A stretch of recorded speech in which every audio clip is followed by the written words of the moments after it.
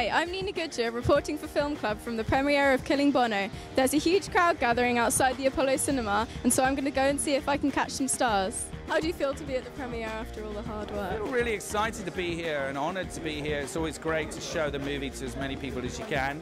It's brilliant, you know. Coming into a cinema, seeing my face all over the place is kind of surreal. Could you tell us about your role? Yeah, well, I play Neil. He's the man who's responsible for the story. He's a man who went to school with U2 and basically spent the next 10 years of his life dragging his little brother through the cold, dark shadow of U2, which started looming as they got bigger and bigger and more successful. Was it fun playing a gangster?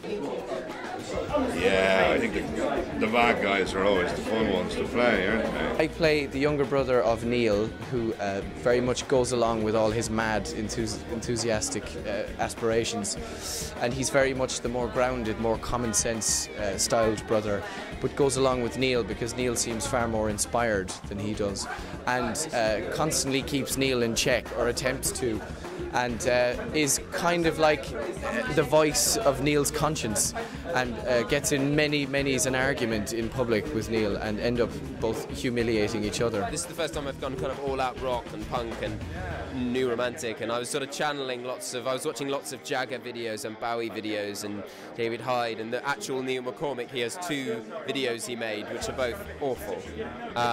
The dancing is incredible. I mean, you can't believe my dancing in the film is accurate, but actually there's a little clip of him at the end dancing and you'll realise just how spot on it was. What do you think's special about the McCormick story?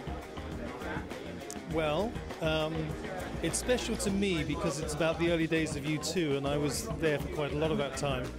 I think it's also special because it's one of those very few films about failure.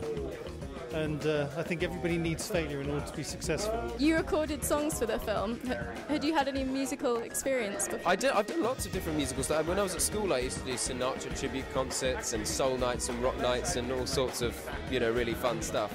I used to play the bowron, right, which is a kind of a goatskin Irish drum. When I was like 9 or 10, I used to play it in the pub on a Monday night. The soundtrack came out today, I think, and I sing 10 songs on it, so I've got an album out. It's so exciting. I've got a rock album out. Are you still a U2 fan after making this? No, I've always been a U2 fan. I'm old enough to remember the early stuff. Ah, yeah. In fact, after making this, I'm probably more of a U2 fan, you know, because through making it, you know, you end up discovering a lot of the stuff you would have never heard. I always liked their songs. I always thought they were sort of great anthemic songwriters, but I've got more respect for him as a frontman now. I've tried to do it because he does very little on the stage compared to like some of the other sort of great 70s, 80s rock sort of rock band, you know, frontmen.